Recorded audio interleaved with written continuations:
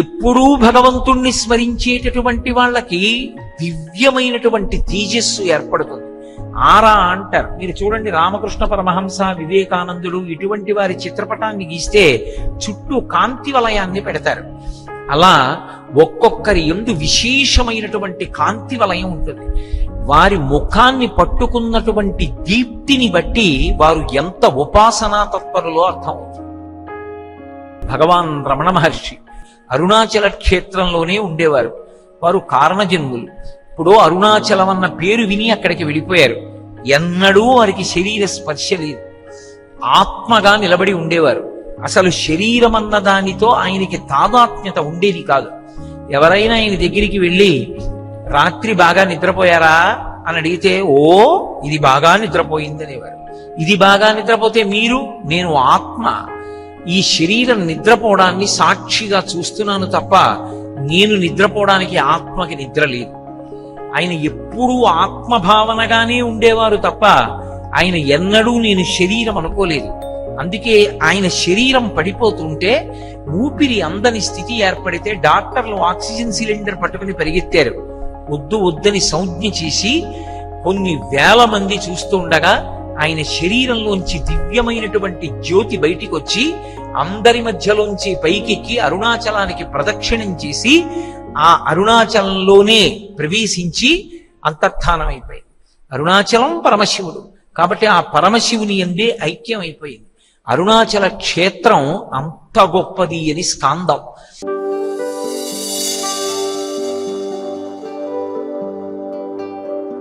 కాంచీపురంలో పృథివీలింగం, జంబుకేశ్వరంలో జలలింగం, అరుణాచలంలో అగ్నిలింగం, చిదంబరంలో ఆకాశలింగం, శ్రీకాళహస్తిలో వాయులింగం, కోణార్కలో సూర్యలింగం, సీతాకుండంలో చంద్రలింగం, ఖాట్మండులో యజమానలింగం. ఈ 8 పరమశివుని యొక్క సాకారమూర్తి స్వరూపాలు. అటువంటి స్వరూపాలలో అరుణాచలం అగ్నిహోత్రానికి ప్రతీకగా ఉంటుంది. అందుకే ఇప్పటికీ అరుణాచలేశ్వరుడి యొక్క దేవాలయం అంతరాలయంలోకి ప్రవేశిస్తే గడప లోపలికి వెళ్ళడానికి గడప బయటకి వాతావరణంలో తేడా ఉంటుంది. లోపల చాలా వేడిగా ఉంటుంది, గడప దాటి బయటికి వస్తే చల్లగా ఉంటుంది. అగ్ని ఒక మూర్తి స్వరూపాన్ని పొంది అక్కడ నిలబడింది. అగ్ని వలన ఈ లోకానికి మహోపకారం జరగడానికి కారణం పరమేశ్వరుని యొక్క శాసనమే. అగ్నియే పరమేశ్వర స్వరూపంగా ఉంటుంది. దిక్పాలక స్వరూపంగా అగ్ని పరమశివుని యొక్క ఆజ్ఞని ఔదల తాలుస్తాడు. హవ్యం వహతి దేవానాం కవ్యం కవ్యాసినామపి పాకంచ కురుతే వహ్నిః శంకరస్యైవ శాసనాత్ అంటారు లింగపురాణంలో వ్యాసుల వారు. పరమేశ్వరుడు ఈ లోకాన్ని గొప్పగా అనుగ్రహించి 5 భూతములకు 5 నియమములను విధించాడు. ఒకానొకప్పుడు శుక్రాచార్యుల వారి మీద ఆగ్రహం వచ్చి శుక్రాచార్యుల వారిని మింగేశాడు పరమేశ్వరుడు. ఆయన కడుపులోకి వెళ్ళినటువంటి శుక్రాచార్యుల వారు సమస్త లోకములు ఆయన కడుపునందే ఉండడం చూసి గొప్ప స్తోత్రం చేశాడు శివమహాపురాణంలో. అసలు ఆ స్తోత్రం చదువుతుంటే ఒళ్ళు గగుర్పుడుస్తుంది. అంత అద్భుతమైనటువంటి శివతత్వాన్ని చెప్పాడు. పంచభూతములకు నియమములను ఏర్పరిచాడు శివుడు. ఆయన ఆ నియమాన్ని ఏర్పరిచి ఉండకపోతే అసలు ఏ జీవి కూడా బ్రతకలేదు. పృథివీ కదలకూడదు అని నియమం చేశాడు. ఈ భూమి కదలకూడదు, ఈ భూమి 1 అంగుళం పెరగకూడదు, 1 అంగుళం తరగకూడదు. పరమేశ్వరుడు సృష్టి యందు భూమి యొక్క విస్తారం ఎంత అని నిర్ణయం చేశాడో ఎప్పటికీ భూమి యొక్క విస్తారము అంతే ఉంటుంది. ఈ భూమి మళ్ళీ ప్రళయ జలముల యందు మునిగిపోయి లయమైపోయే పర్యంతము ఇది అలాగే ఉండాలి. ఎన్ని మాటలు దున్ని ఎన్ని మాటలు బీజములను అందులో ఉంచినా అన్ని మాటలు పంట పండాలి. అన్ని మాటలు పంట పండడానికి వీలైన రీతిలో ఈ భూమి యందు అమృత బీజములను మొట్టమొదట ఉంచినటువంటి వాడు పరమేశ్వరుడే. అందుకే కుంభకోణం అని ఒక క్షేత్రం.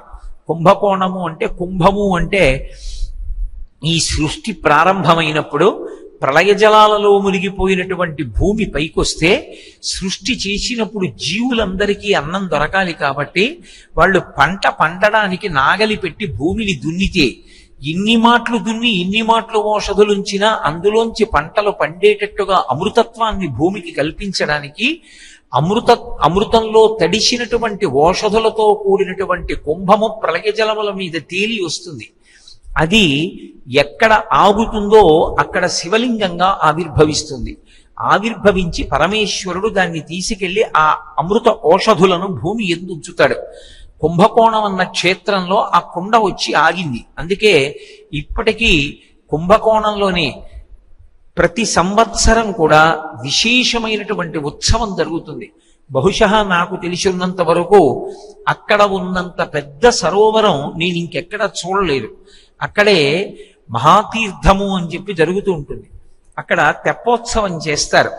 అటువంటి కుంభకోణ క్షేత్రంలో ఆ అమృత భాండమునందు అమృతంతో తడిసినటువంటి ఓషధుల్ని భూమి మీద ఉంచాడు. ఆ కారణం చేతనే ఇప్పటికీ జీవులందరూ బతుకుతున్నారు అంటే, భూమి పండుతోంది అంటే దానికి కారణము ఒక్క పరమశివుని యొక్క అనుగ్రహం. ఆయన ఈ భూమి కదలవచ్చు అని నిర్ణయం చేశాడనుకోండి, ఐశ్వర్యము పతనమైపోతుంది. ఎంత పెద్ద పెద్ద హర్మ్యములు నిర్మించండి, భూమి కదిలితే పడిపోతాయి. జీవరాశి క్షేమంగా నివాసం చెయ్యలేదు. భూమి కదలకూడదు అని నియమం చేసిన వాడు ఆయనే. అలాగే నీటి యందు బ్రతికించగలిగినటువంటి శక్తిని నిక్షేపించినటువంటి వాడు పరమేశ్వరుడు. అందుకే నీటికి అధిష్టాన దేవతగా ఉన్నటువంటి పరమశివుడికి శర్వుడు అని పేరు. ఆయన యొక్క భార్యకి శర్వాణి అని పేరు. శర్వాణి 3 అక్షరాలతో ఆడపిల్లకి ఉంచడానికి పరమోత్కృష్టమైనటువంటి పేర్లలో ఒకటి శర్వాణి. ఇంట్లో శర్వాణి అన్న పేరుతో ఆడపిల్ల ఉండి శర్వాణి శర్వాణి అని ఆ పిల్లని 10 మాటలు పిలిస్తే చాలు, ఇంటికి మంగళాలు కలుగుతాయి. ఎందుకంటే శివలింగానికి 5 ముఖాలు ఉంటాయి. సజ్జోజాత అఘోర తత్పురుష వామదేవ ఈశానములని. ఇందులో ఉత్తర దిక్కుకి చూసేటటువంటి ముఖాన్ని వామదేవ ముఖం అంటారు. మంగళాయతనం దేవనం మంగళాయతనం దేవం అని ఆయన మంగళమూర్తి అయి ఎడమతొడ మీద అమ్మవారిని కూర్చోపెట్టుకుని జలములకు అధిష్టాన దేవత అయి ఉంటాడు. వేదంలో చెప్తారు, ప్రాణములను వెనక్కి తీసుకొచ్చేటటువంటి శక్తి కానీ, ప్రాణములను నిలబెట్టగలిగినటువంటి శక్తి కానీ ఆ క్షణంలో దేనికి ఉంటుంది అంటే ఒక్క నీటికే ఉంటుంది. అందుకే నీరు లేకపోతే త్వరగా చనిపోతాడు. అన్నం తినకపోతే జ్వరం వచ్చి అన్నం తినలేదనుకోండి, కాసిని పాలు తాగితే శరీరం బలంగానే ఉంటుంది. కానీ లోపలికి వెళ్ళిన నీరు చాలా తొందరగా బయటికి వెళ్ళిపోతోంది అనుకోండి, అతిసారంగానో వాంతులుగానో వెళ్ళిపోతుంటే అతను ఇంటి పట్టున ఉండడం కుదరదు. వెంటనే వైద్యుణ్ణి సంప్రదించి లోపల నీరు నిలవ ఉండేటట్టుగా చూసుకోవాలి.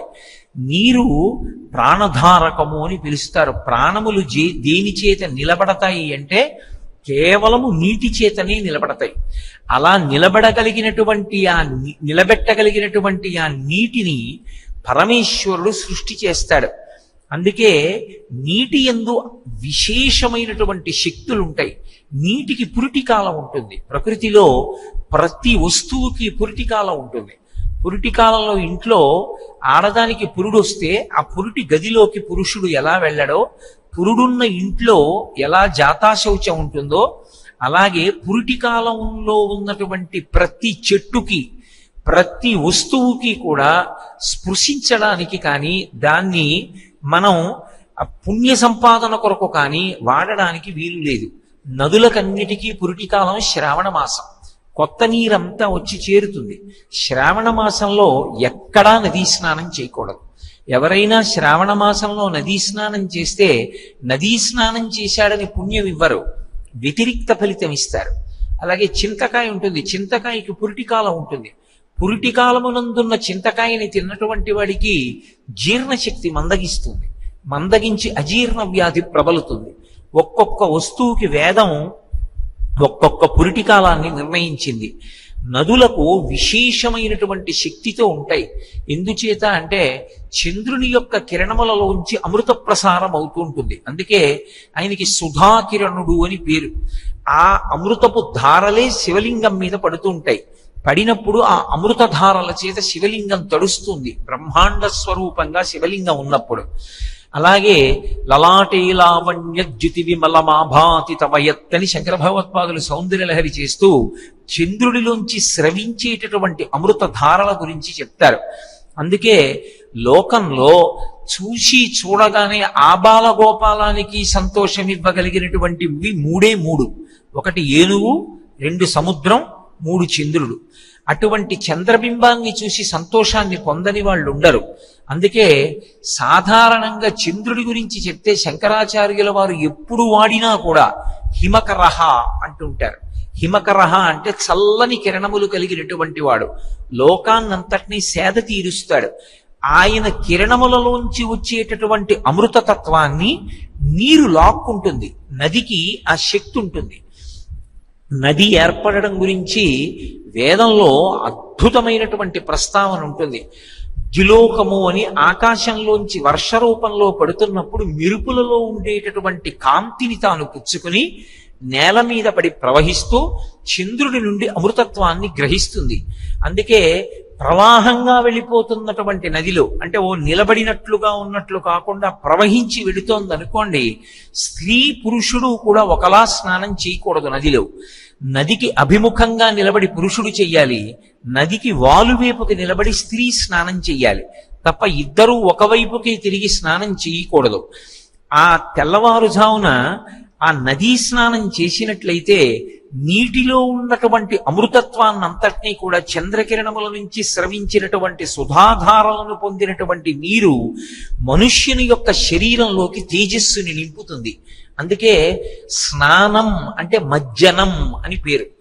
మజ్జనం అంటే యథార్థమునకు స్నానం చేశాడు అని ఎప్పుడు పిలుస్తారంటే తల మునగాలి, తల మునిగితేనే స్నానం అంటారు. మనం నదికి వెళ్ళామనుకోండి స్నానానికి, తల ముంచుతాం. మళ్ళీ తల ముంచడం కూడా మన ఇష్టం వచ్చినట్టు తల ముంచకూడదు. తలని ఇష్టం వచ్చినట్టు నీటిలో ముంచితే ప్రమాదం ఏర్పడుతుంది. అందుకని అలా ముంచకూడదు. ఎందుకంటే చిన్న చిన్న క్రిములు ఉంటాయి, అవి తల ముంచినప్పుడు చెవుల గుండా లోపలికి వెళ్ళిపోతాయి. లోపలికి వెళ్ళిపోయాయంటే ఒక్కొక్కసారి మస్తిష్కాన్ని చేరుతాయి, ప్రమాదాలు ఏర్పడతాయి. అందుకే వేదం నదీ స్నానాన్ని ఎలా చెయ్యాలో కూడా నిర్వచనం చేసింది. ఈ 2 చేతి బొటన వేళ్ళు తీసుకుని కుంభకం చెయ్యాలి. అంటే కుంభకం అంటే దీర్ఘ కుంభకం చెయ్యలేం మనం అని ఊపిరి బాగా పీల్చి ఈ 2 బొటన వేళ్లతో 2 నాసారంధ్రములను మూసుకుంటారు. ఈ 2 పెద్దగా ఉన్నటువంటి పొడుగు వేళ్లు తీసి చెవుల యొక్క ఈ 2 భాగాలని వంచేస్తారు. మృదులాస్థి అంటారు. అంటే ఎముకలతో ఉంటుంది చెవి చర్మం, కానీ మృదులాస్థి, వంగుతాయి ఎముకలు. వాటిని ఈ 2 వేళ్లతోటి మూసుకుంటారు. ఈ ముక్కు రంధ్రాల్ని, ఈ 2 వేళ్లతో చెవి రంధ్రాల్ని మూసి నదిలోకి 3 మాటలు తలని ముంచి తీసి మళ్ళీ ఊపిరి కోసం ప్రాణం కొట్టుకునే లోపల పైకెత్తేయాలి. ఎత్తి ఈ చేత్తో ముక్కు నుంచి నీరు తుడుచుకుని ఊపిరి తీసేసుకోవాలి వెంటనే. ప్రాణాలని ఖేద పెట్టేటటువంటి అధికారం మనకి లేదు. అలా నదీ స్నానం చెయ్యాలి. చేసినట్లయితే ఈ మూర్ధన్య స్థానం నీటిలో మునుగుతుంది. మునిగితే ఈ ద్వారం గుండా శక్తిని పుంజుకుని నదిలో ఉన్నటువంటి అమృతత్వాన్ని తన శరీరంలోకి గ్రహిస్తాడు. అందుకే నదీ తీరంలో ఉండేటటువంటి వారికి, నదీ జలాలు తాగేటటువంటి వారికి సాధారణంగా ధారణా శక్తి ఎక్కువగా ఉంటుంది.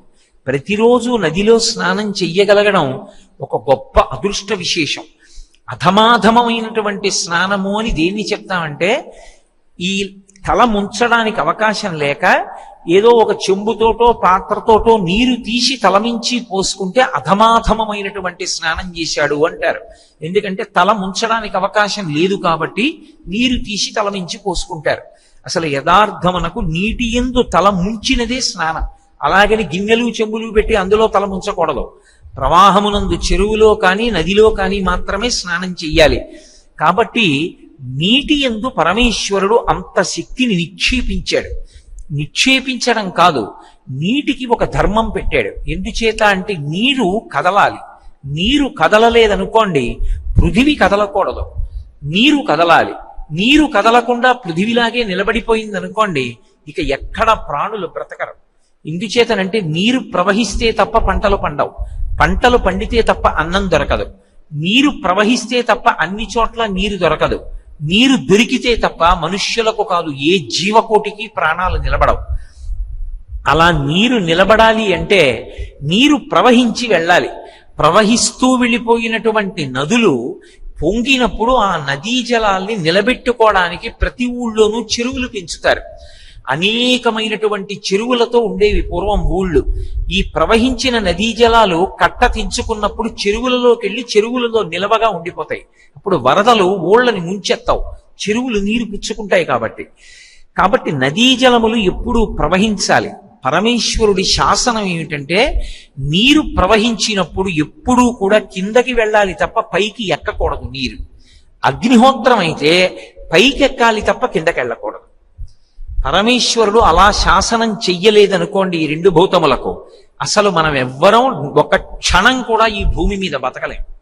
నీటికి పైకెక్కే లక్షణం ఉందనుకోండి, అక్కడ ఆ కాళేశ్వరం పక్కన ప్రవహిస్తున్నటువంటి గోదావరి, మంథని గౌతమేశ్వర దేవాలయం పక్కన ప్రవహిస్తున్న గోదావరి పల్లంలోకి వెళ్ళదు. అది ఎక్కిందనుకోండి, ఇక ఈ మంథని గ్రామం ఎక్కడ ఉంటుంది? మంథని గ్రామం ఏమిటి? సముద్రం పొంగితే సముద్రం ఎక్కిందనుకోండి, ఇక విశాఖపట్నంలో తీర ప్రాంతంలో ఉన్నటువంటి ఊళ్ళు ఎక్కడ ఉంటాయి? నీరు పల్లమెరుగు నిజము దేవుడెరుగు అంటారు. అందుకే నీరు పల్లం వైపుకు మాత్రమే ప్రవహించాలి తప్ప నీరు పైకి ఎక్కడానికి వీల్లేదని పరమేశ్వరుడు శాసనం చేశాడు.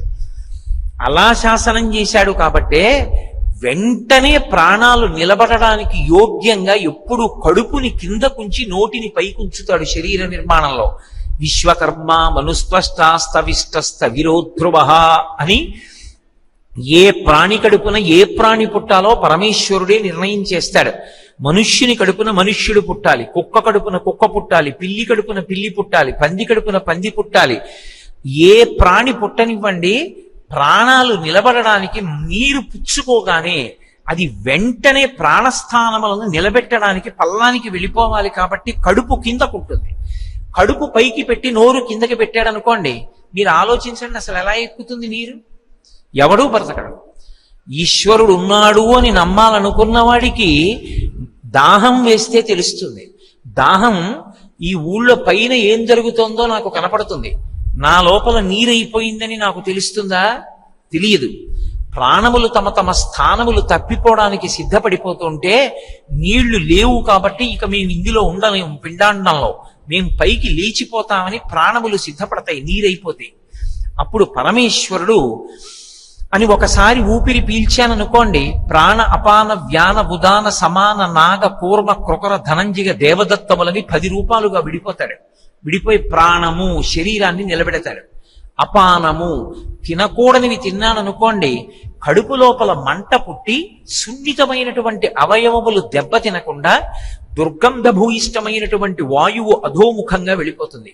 అపానము అంటారు.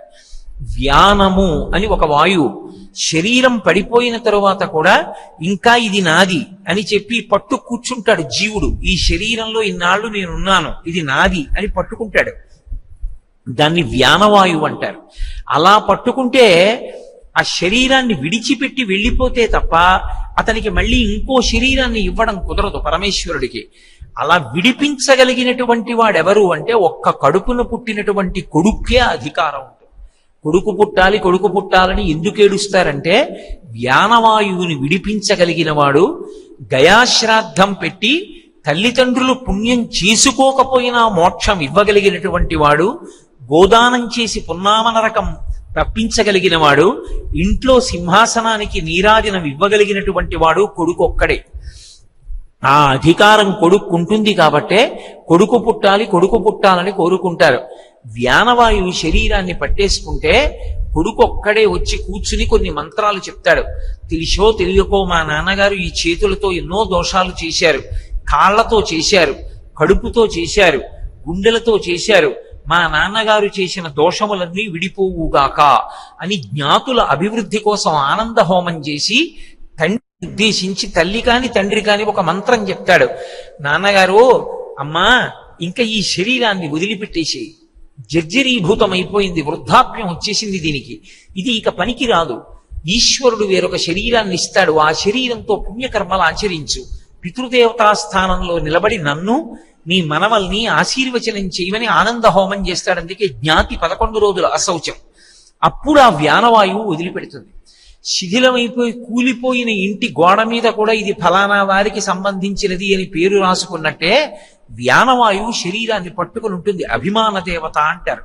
అదే నేను నేను అన్న అభిమానం ఉంచుతుంది. అది లేకోండి శరీరాలు నిలబడవు. నా దిక్కుమాలిన శరీరం, ఇది ఏం బాగుంది, ఏం అందంగా ఉంది, దీనికి ఎందుకు అన్నం పెట్టడం అన్న భావన వచ్చింది అనుకోండి, ఆ శరీరం నిలబడదు.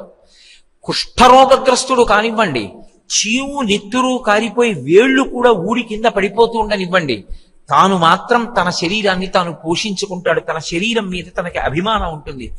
శరీరాభిమాన దేవతగా వ్యానవాయువుగా శంకరుడు పరిపాలన చేస్తాడు ఈ శరీరాన్ని. ప్రాణ అపాన వ్యాన ఉదాన వాయువు అని ఒక వాయువు ఉంటుంది. ఎప్పుడైనా ఒక గృహస్థాశ్రమ ధర్మాన్ని నిర్వర్తిస్తున్నప్పుడు పితృరుణాన్ని తీర్చుకోవాలి. తనని తన తండ్రి ఎలా కన్నాడో తాను కూడా సంతానాన్ని కనాలి. సంతానాన్ని కనడానికి ధర్మక్షేత్రాన్ని స్వీకరిస్తాడు. కామాన్ని ధర్మంతో ముడివేస్తే కొడుకు కూతురు అనే రెండు అర్థములు ఏర్పడతాయి. కూతుర్ని కన్యాదానం చేస్తే దశాపరేషాం దశ పూర్వేషాం, 10 తరాల ముందు 10 తరాల వెనక వాళ్ళు తరిస్తారు. కొడుకుని కంటే స్నాతకం చేస్తాడు, ఇందాక నేను చెప్పిన ఫలితాలు వస్తాయి.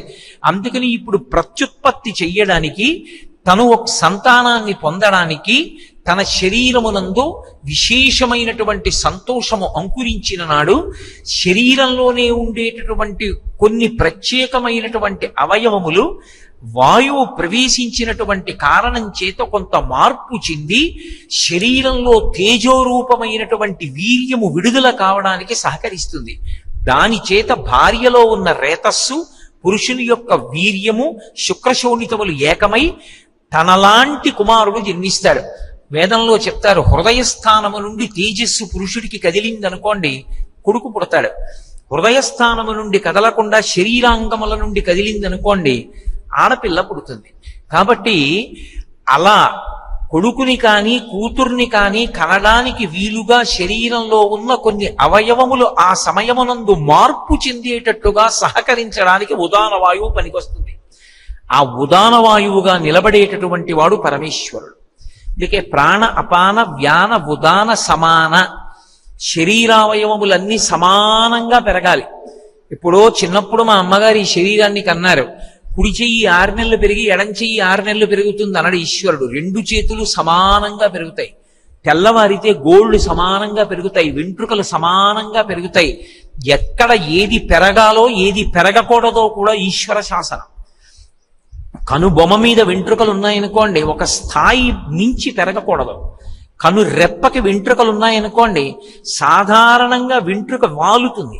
ఒక్క కనురెప్ప వెంట్రుక మాత్రం వాలడానికి వీల్లేదు. ఇలా ఉండి కెరటంలా ఇలా పైకి లేస్తుంది. అలా పైకి లేస్తుంది కాబట్టి రక్షణ కోసం కంచె వేసినట్టు కను రెప్ప ఇలా మూసుకుంటే వెంట్రుకలు ఇలా పైకి లేచి నిలబడతాయి. అలా నిలబడతాయి కాబట్టి నిద్రపోతున్నప్పుడు కూడా కన్ను కొంచెం తెరిచి ఉన్న ఏ క్రిమి కంటి గుడ్డు మీదకి వెళ్ళదు. అంత రక్షణ వ్యవస్థ పెట్టాడు. ఈ వెంట్రుకలు, కనురెప్పకున్న వెంట్రుకలు ఒక స్థాయి దాటి ఇక పెరగకూడదు. అవి అలాగే ఉండాలంతే పెరిగి. వాటిని కత్తిరించవలసినటువంటి అవసరం ఏర్పడదు. కాబట్టి సమానమనేటటువంటి వాయు రూపంతో శరీరంలో ఏవి ఎలా పెరగాలో అలా పెరిగేటట్టుగా నియంత్రణ చేస్తాడు. ప్రాణ అపాన వ్యాన ఉదాన సమాన నాగ. నేను ఏదో కార్యక్రమాల ఒత్తిడితో కడుపు లోపలికి పదార్థం వెయ్యకుండా తిరుగుతున్నాను అనుకోండి, నీ లోపల పదార్థం లేదు, శరీరం నీరసపడిపోతుంది. నీరసపడితే స్పృహ తప్పిపోతుంది. కాబట్టి లోపల వెంటనే పదార్థం పడై దాన్ని లోపల జీర్ణం చెయ్యాలి, సమయం పడుతుంది శక్తి అందించడానికి. వెంటనే పడేసేయమని ఆకలి రూపంలో చెప్తాడు. మంట వస్తుంది కడుపులోంచి.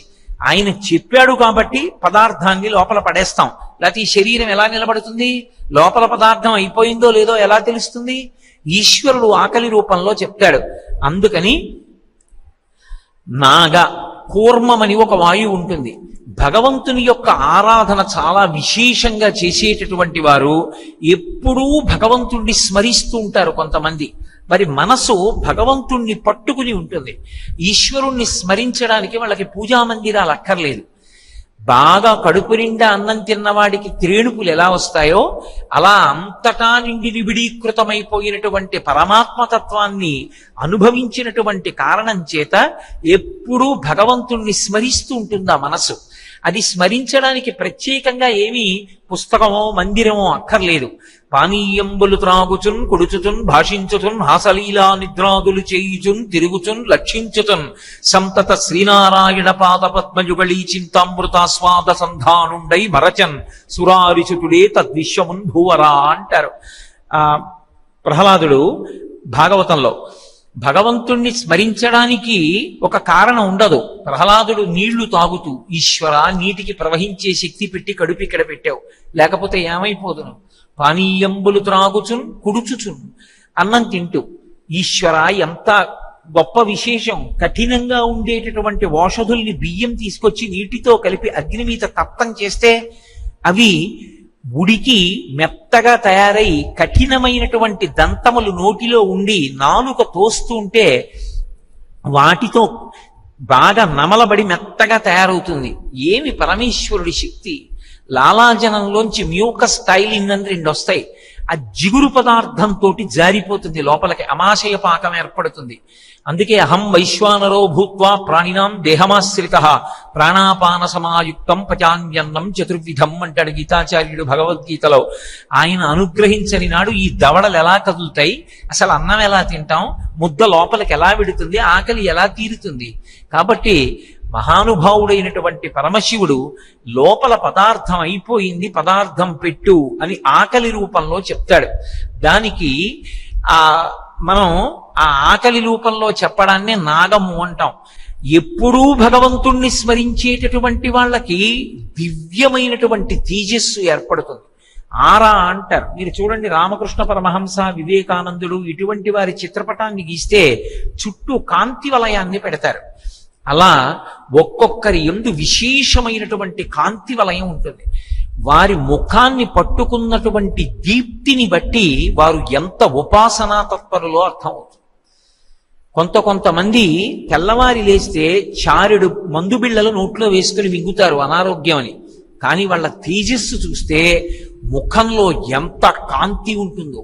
ఆ కాంతికి కారణం ఏమిటి అంటే భగవంతుని యొక్క స్మరణ, భగవంతునికి అంత దగ్గరగా ఉన్న భక్తి. ఆ భక్తి విశేషం చేత అంత తేజస్సు వస్తుంది. దాన్ని కూర్మము అంటారు. కృకరము అని వేరొక వాయువు ఉంటుంది. ఆ ప్రాణ అపాన వ్యాన ఉదాన సమాన నాగ కూర్మ కృకర అది త్రేణుపునిస్తుంది.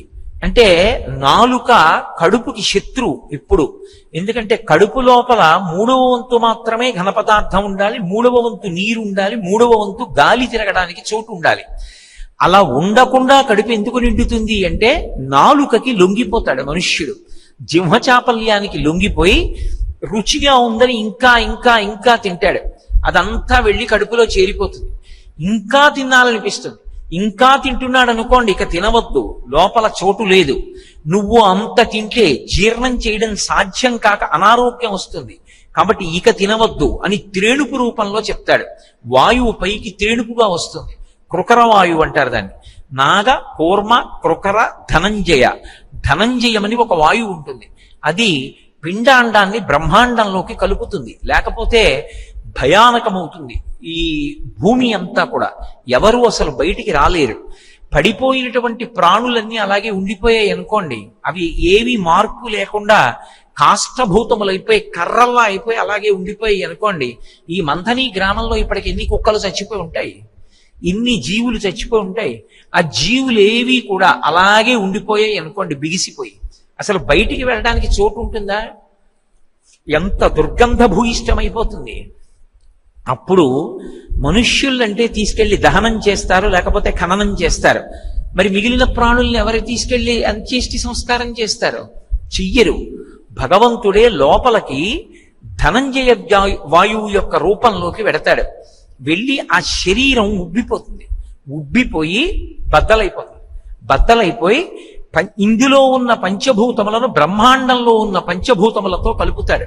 ఇందులో ఉన్న పృథివిలో కలిసిపోతుంది, జలము జలములో కలిసిపోతుంది, అగ్ని అగ్నిలో కలిసిపోతుంది, వాయువు వాయువులో కలిసిపోతుంది, ఆకాశము ఆకాశములో కలిసిపోతుంది.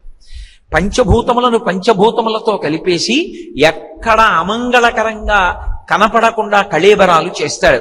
దాన్ని ధనంజయ వాయువు అంటారు. ప్రాసెస్ ఆఫ్ డీకంపోజిషన్ అంటారు ధనంజయ వాయువు.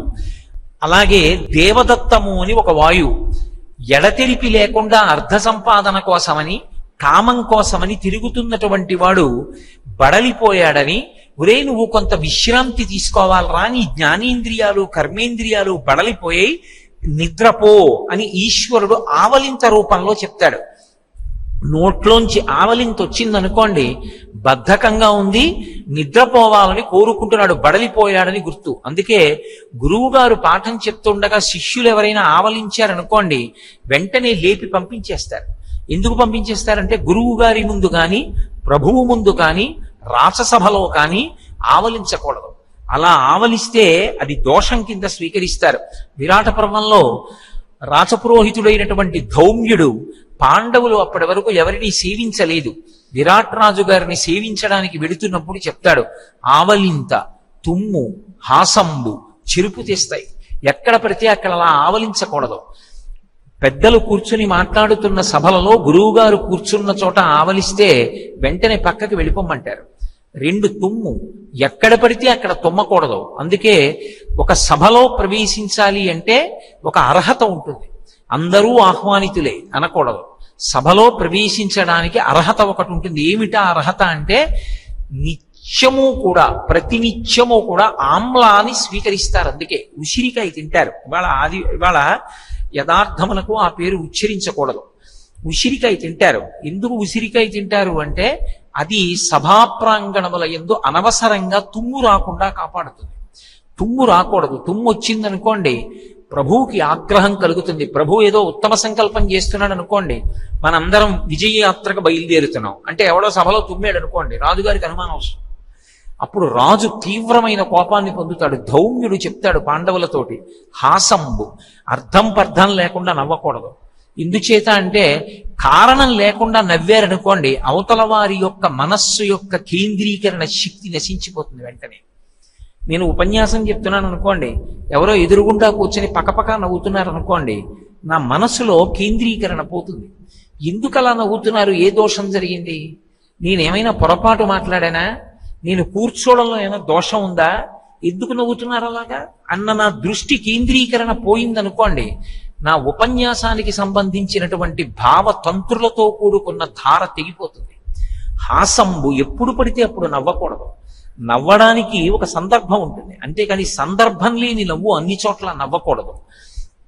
కాబట్టి ఈశ్వరుడు నువ్వు కావలసినంత విశ్రాంతి తీసుకోలేదు, విశ్రాంతి తీసుకో, నీ ఇంద్రియములు బడలిపోయే, నిద్రపొమ్మని ఆవలింత రూపంలో చెప్తాడు. ఈ 10 వాయువుల రూపంలో పరమశివుడు ఈ శరీరాన్ని పరిపాలన చేస్తుంటాడు. ఆయన ప్రాణ అపాన వ్యాన ఉదాన సమాన నాగ కూర్మ కృకర ధనంజయ దేవదత్తములన్న పేర్లతో శరీరాన్ని పరిపాలించలేదనుకోండి, అసలు మనందరి జీవితాలు ఏమైపోతాయి. లోపల అన్నం ఉందో లేదో తెలియదు, నీళ్లున్నాయో లేదో తెలియదు, పడుకోవాలో తెలియదు, పడుకోకూడదో తెలియదు, ఏమీ తెలియనటువంటి అగమ్యగోచరమైన స్థితి. వాయు రూపంలో పరమశివుడు మాట్లాడుతుంటాడు. ఒక్క వాయువు పట్ల ఆయన అంత జాగ్రత్త తీసుకున్నాడు. నీరు కిందకి వెళ్ళాలి, వాయువు అంతటా తిరుగుతూ ఉండాలి. ఇక్కడ ఉంటుంది, ఇక్కడ ఉండదు అని ఉండదు, వాయువు అంతటా వెళ్ళాలి. వాయువుకి శరీరం ఉండకూడదు, కానీ అన్ని శరీరాల్లోకి వెళ్ళాలి. అలా విడితేనే శరీరాలు నిలబడతాయి. అశరీర శరీరేషు వాయు చరతిపాలయం. అలా అందుకే నమస్తే వాయు త్వమీవ ప్రత్యక్షం బ్రహ్మాసి అంటారు. ఆ వాయువుని పీలిస్తేనే ఉన్నాడు అని మంగళకరం, వాయువుని తీసుకోకపోతే అమంగళకరం, శివము శవమైపోయిందంటారు. కాబట్టి వాయువుకి ఆశాసనం పెట్టాడు, అగ్నికి 2 శాసనములు పెట్టాడు. ఒకటి, అగ్ని పైకి మాత్రమే లేవాలి, అగ్ని కిందకి వెళ్ళకూడదు. అగ్ని కిందకి కానీ వెళ్ళిందనుకోండి అసలు ఈ బ్రహ్మాండం నిలబడదు.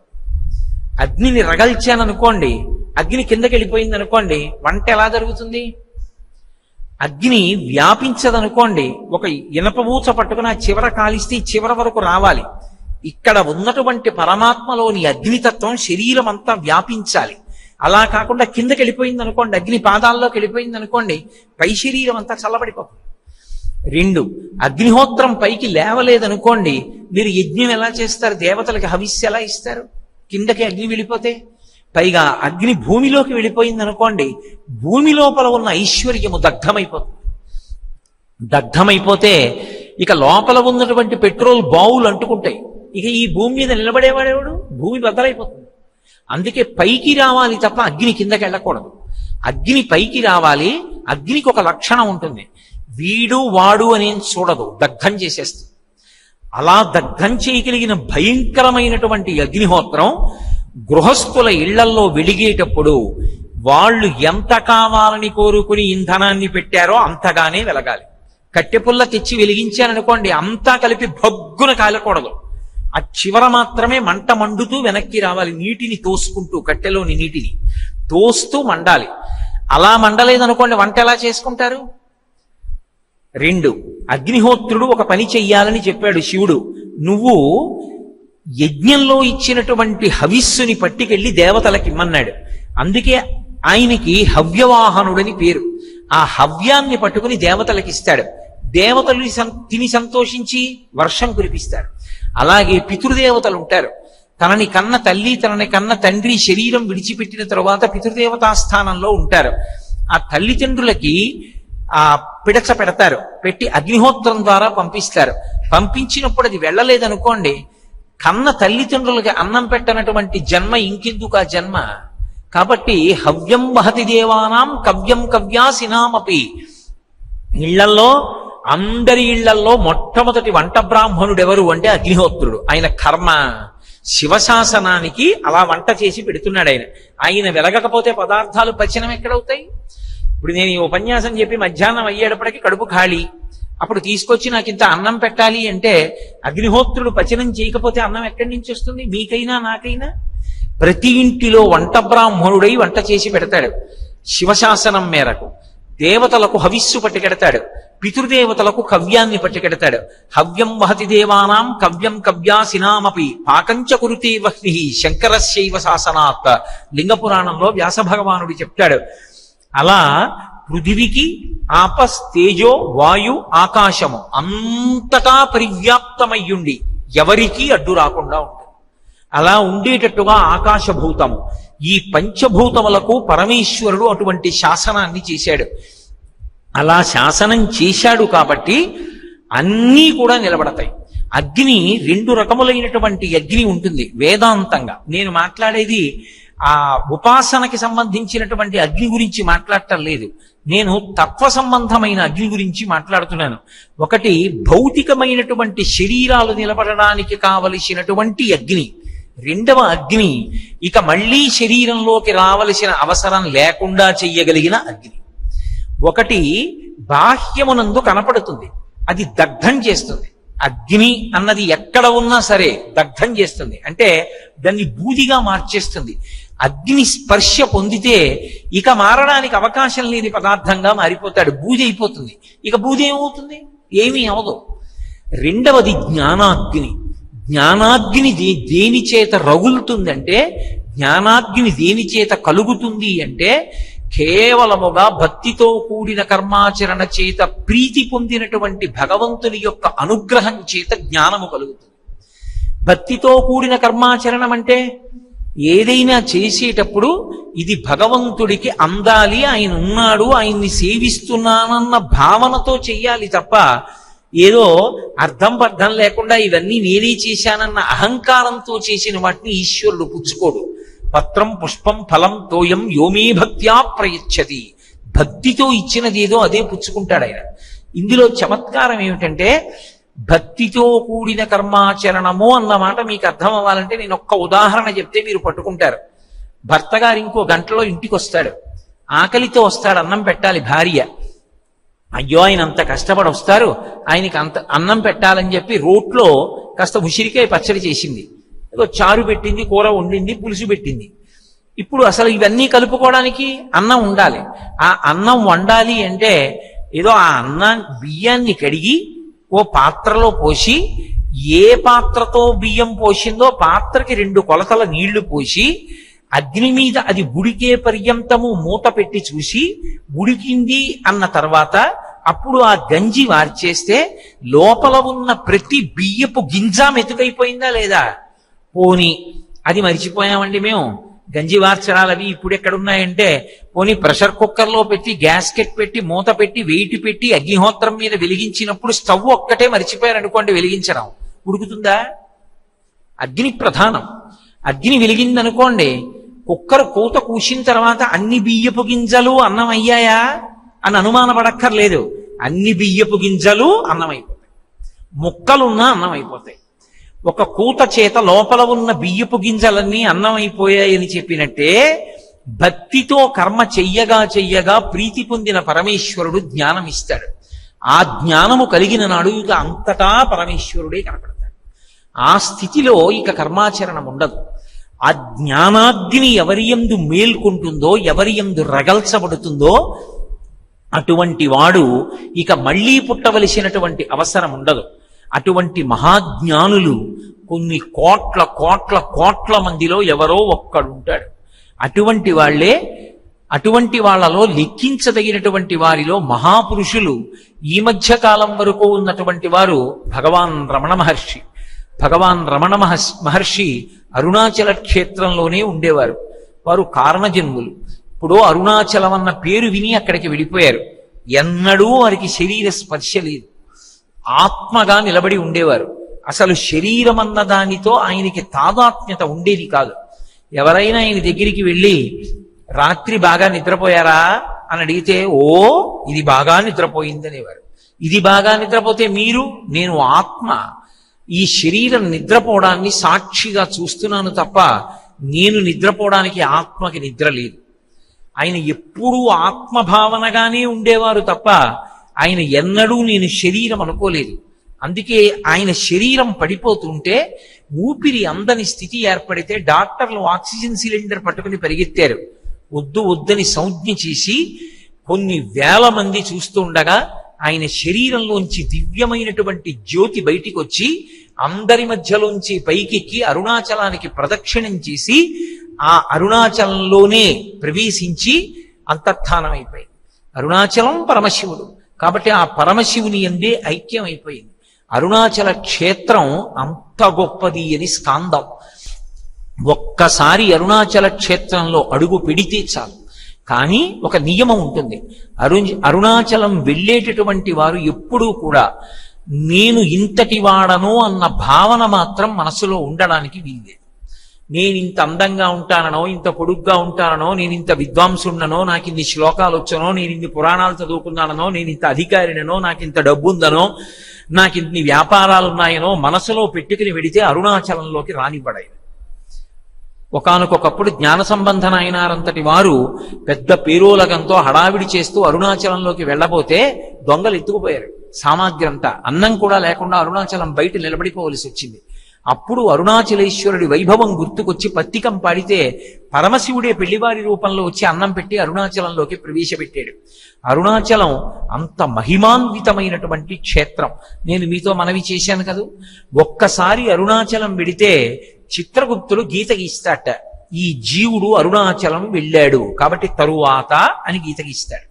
అంటే అరుణాచలం పట్టణంలోకి ప్రవేశించినంత మాత్రం చేత అంత గొప్ప అనుగ్రహంగా ఈశ్వరుడు భావన చేస్తాడు. అటువంటి చోటికి వెళ్ళడం, ఆ అరుణాచలానికి అంటే అక్కడ ఉన్నటువంటి ఆ కొండకి ప్రదక్షిణం చెయ్యడం అంత గొప్ప విశేషం. ఇప్పటికీ అప్పుడప్పుడు మేము అరుణాచలం యాత్రకు వెళుతూ ఉంటాం. వెళ్ళినప్పుడు కాకినాడ నుంచి పెద్ద సమూహాలుగా సత్సంగం అందరం వెళ్ళి డప్పులు, డోళ్లు, భజనలు చేసేవాళ్ళు, దండకాలు పాడేవాళ్ళు, పాటలు పాడేవాళ్ళు, వీళ్ళందరం కలిసి రాత్రి 10 గంటలకి మొదలు పెడతాం ప్రదక్షిణం చేయడం. మొదలు పెడితే పరమశివలింగానికి 8 దిక్కుల 8 స్థానాలు ఉంటాయి. దక్షిణాన యమలింగం ఉంటుంది, అలాగే నైరుతిలో నైరుతిలింగం. అరుణాచలంలో ఉన్నటువంటి నైరుతి దిక్కున ఉన్నటువంటి శివలింగం దగ్గర కూర్చుంటే ఎవరికైనా సరే మనోలయం అవుతుంది, ధ్యానం నిలబడుతుంది. కావ్యకంఠ గణపతి ముని తరచు నైరుతి లింగం దగ్గర కూర్చునే ధ్యానం చేసేవారు. అక్కడ కూర్చుని ఏవో అష్టకాలు అవి అన్ని పాడుకుంటాం. నైరుతి లింగం దాటితే పశ్చిమాన వరుణలింగం. వరుణలింగాన్ని దర్శనం చేస్తే నీటికి లోటు ఉండదు. అలాగే పుత్రపౌత్రాభివృద్ధి. ఆ వరుణుని యొక్క దర్శనం చేసినంత మాత్రాన వరుణలింగాన్ని దర్శనం చేస్తే జీవితంలో కొడుకుల్ని, మనవల్ని, మునిమనవల్ని చూస్తారు. కడుపున పుట్టినటువంటి బిడ్డలకి ప్రమాదాలు ఏర్పడడం, వాళ్ళు శరీరం విడిచిపెట్టడం ఇలాంటివి జరగవు. పశ్చిమాన ఉన్న వరుణలింగాన్ని దర్శనం చేస్తే అరుణాచలంలో, అలాగే వాయవ్యంలో వాయులింగం, అలాగే ఉత్తరానికి వస్తే కుబేరలింగం. కుబేరలింగం అన్నందుకు కుబేరలింగంలాగే ఉంటుంది, అంత మహిమాన్వితంగా ఉంటుంది. ఈశాన్యంలో ఈశానలింగం ఉంటుంది. అసలు ఈశానలింగాన్ని చూసి తీరాలి. మీరు ఎంతమంది అరుణాచలం వెళ్ళారో నాకు తెలియదు, కానీ ఈశానలింగం ఎంత వైభవోపేతంగా ఉంటుందో. తూర్పు దిక్కుకి తత్పురుషముఖంగా అరుణాచల లింగం, ఆగ్నేయ దిక్కుకి అగ్నిలింగం. ఆ అగ్నిలింగం పక్కనే రమణ మహర్షి యొక్క ఆశ్రమం. అష్ట దిక్కులా కూడా 8 శివలింగాలు ఉంటాయి. 8 మంది దిక్పాలకులు 8 శివలింగ రూపాలలో ఉండి మధ్యలో అరుణాచలం ఉంటుంది. ఆది అన్నామలై దగ్గరికి వచ్చి చూస్తే పార్వతీదేవి పరమశివుడితో చేరిపోయినటువంటి ఘట్టం కనపడుతుంది. అలాగే పంచభూతములు పంచశిఖరములై కనపడతాయి అక్కడ. అరుణాచలం గిరి ప్రదక్షిణం చేసి తీరాలి. ఇవన్నీ భజనలు చేస్తూ, స్తోత్రాలు చేస్తూ, మంగళవాయిద్యాలు వాయించుకుంటూ, నామం చెప్పుకుంటూ మేము ప్రదక్షిణం చేసి తిరిగి మా విడిది చేరుకునేటప్పటికి ఇంచుమించు తెల్లవారుజాము అవుతుంది. స్నానం చేసి సంధ్యావందనం చేసుకుని మళ్ళీ దేవాలయంలోకి ప్రవేశిస్తాం. అరుణాచల క్షేత్రానికి వెళ్ళడం అంటే అంత వైభవోపేతమైనటువంటి క్షేత్రం. అరుణాచలానికి వెళ్ళడం అంత గొప్పదైతే అరుణాచల శివ అరుణాచల శివ అరుణాచల శివ అరుణ శివ అంటే చాలు, దాన్ని స్మరిస్తే చాలు. ఒక్కసారి ఆ అరుణాచలం, ఆ పర్వతం, ఆ అరుణాచలేశ్వరుడి దేవాలయం, ఆ 4 గోపురాలు ఆకాశాన్ని చుంబిస్తున్నట్టుగా ఉంటాయి. ఆ దేవాలయం, ఆ అగ్నిలింగం, వాటిని తలుచుకుంటే చాలు మోక్షం ఇస్తానన్నాడు. ఏ ఒక్క రోజునైనా సరే సూర్యోదయం అవుతుండగానే మనసులో ఒక్కసారి అరుణాచలాన్ని స్మరించి అరుణాచల శివ అరుణాచల శివ అరుణాచల శివ అరుణ శివ అంటే చాలు. స్మరించాలి అంటే మీరు ఒకటి గుర్తుపెట్టుకోండి, ఎప్పుడు కూడా అన్నం తినడం ఎలా ఉంటుంది అని నన్ను అడిగారు అనుకోండి, బియ్యాన్ని ఉడికిస్తారు, అరిటాకులో వేస్తారు, కొంచెం నెయ్యి అభిగారం చేసుకుని అందులో పప్పు వేసుకుని కలుపుకుంటే మెత్తగా అవుతుంది. ఆ ముద్ద చేసి నోట్లో పట్టుకుని పెట్టుకుని నవిలి మింగుతుంటే అబ్బా ఎంత కమ్మగా ఉంటుందో అన్నాను అనుకోండి. ఏమైనా అర్థం అవుతుందా? ఎప్పుడు అలానే తినండి వాడికి, వాడు పట్టుకోగలడా మనసుతో దాన్ని? ఒక్క అన్నం ముద్ద తిన్నాడు అనుకోండి, మనసుకి అన్నం ముద్ద తినడం ఎలా ఉంటుందో చెప్పక్కర్లేదు. ఒక్కసారి అరుణాచలం వెళ్ళి గిరి ప్రదక్షిణం చేశారనుకోండి, అసలు గిరి ప్రదక్షిణంలో ఉన్న అనుభూతి ఏమిటో అర్థం అవుతుంది. ఒకసారి గిరి ప్రదక్షిణం చేశారనుకోండి, మనసు పట్టేసుకుంటుంది, ఇలా ఉంటుంది అరుణాచలం అని. పట్టుకుందనుకోండి, మీరు అరుణాచలం అనగానే తీసుకొచ్చి చూపిస్తుంది, ఇదిగో ఇలా ఉంటుందని స్మరణలో చూపిస్తుంది ఆ బింబాన్ని. ఆ బింబాన్ని చూడగానే, ఒకసారి స్మరించగానే ఆ రోజు పుణ్యతమమవుతుంది. అలా స్మరించిన వాడు ఎవరుంటాడో వాడికి మోక్షం ఇస్తాను చాలా అని అడిగాడు. పరమ సంతోషాన్ని పొందింది మనుష్య జాతి. చాలు చాలు ఈశ్వర, ఇంకింతకన్నా ఏం అనుగ్రహించాలి? మహానుభావుడు దర్శనాద ప్రసదసి జననాహ కమలాలయే కాశ్యాంతు మరణాం ముక్తి స్మరణాత్తు అరుణాచలే అని కలియుగంలో అనుష్ఠానం బాగా చేసుకోలేనటువంటి వాళ్ళని అనుగ్రహించడానికి 4 మోక్షకారకములుగా పరమేశ్వరుడు నిర్ణయం చేశాడు. అలా నిర్ణయం చేయడం అంటే వైదికంగా జీవనం చెయ్యక్కర్లేదు, ఇష్టం వచ్చినట్టుగా పాపభూయిష్టమైన జీవనం చేసి ఓసారి అరుణాచలం వెళ్ళొచ్చి అరుణాచలాన్ని స్మరించమని కాదు దాని ఉద్దేశ్యం. ధర్మమునందు అనురక్తి పొందమని. నేను ఎలాగైనా ధార్మికంగా జీవించాలన్న తాపత్రయం ఒకటి ఉంటే భగవంతుడు దాన్ని పెంచి పోషించి కాపాడతాడు. రామకృష్ణ పరమహంస చెప్పినట్టు గోడకి గొల్లతనం ఉంటే కదూ మీకు దిగడం, అసలు గోడకి గొల్లతనమే లేదనుకోండి ఇంకా మీకెక్కడ దిగుతుంది? అందుకే పరమశివుడు ఒక్కడే మోక్షమునకు ప్రదాత, ఆయన ఒక్కడే మోక్షాన్ని ఇస్తాడు.